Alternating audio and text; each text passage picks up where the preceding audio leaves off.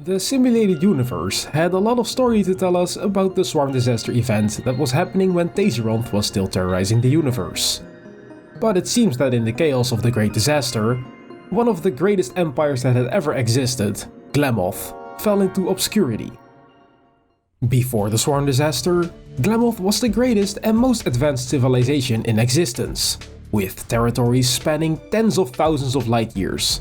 The Glamoth Empire always sought to expand its borders, to gain even more control over habitable space, and unite all of the nearby barbaric planets under their rule. To achieve this, the Empress Titania built a fleet of spaceships equipped with combat and transportation technology called the Iron Fleet. However, this great expedition was halted when the swarm disaster reached its height and attacked the Glamoth Empire. The Empire fought back with all of their military might, but eventually, the colonies fell to the insects one after the other, and even the Great Iron Fleet could not withstand the onslaught of enemies, and they too were destroyed. After which, the colonies were scattered and cut off from the Empire. The ruling council of Glamoth realized they were going to lose this war if they didn't take any action, so they decided to take drastic measures to counter the swarm's assault. They altered the essence of humanity to try and adapt to the swarm's way of combat. In short, they created a living weapon that was born to fight. This is how Titania, a fake empress, was created. Using her, they could take control over all of the knights connected to her. A while later on the front line of war, when all was lost, the knights in mechanical armor started to turn the tides of battle in favor of the Glamoth Empire. The people didn't know where these knights suddenly came from, but thanks to the knights, the citizens could finally see a spark of hope again. The knights earned the name the Iron Cavalry, and under command of the Empress, they drove back the insects and successfully took back the territories they lost.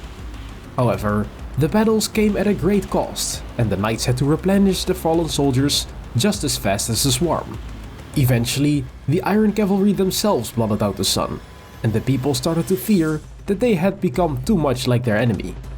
If they could win the war, would Glamoth still be the beacon of strength it once was? After the final showdown between the Swarm and the Iron Cavalry of Glamoth, it became clear that Glamoth had survived the insect onslaught. However, the citizens came to realize that the Empress was a living weapon and was being controlled by the Council. The historians of the Intelligentsia Guild are still speculating on what happened next, but it's obvious that the entire Glamoth Empire has been destroyed.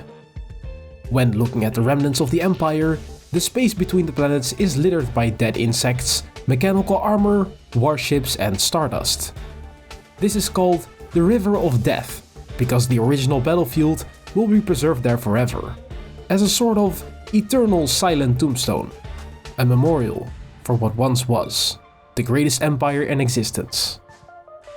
As a side note, the mechanical armor of the Iron Cavalry is something only an advanced civilization or a genius mechanic could pull off.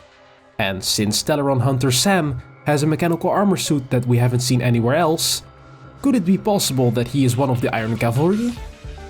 Maybe he has nothing to do with it, but it just caught my attention. Let me know what you think about all this. Anyway, I hope you enjoyed it. Have a good one. Bye!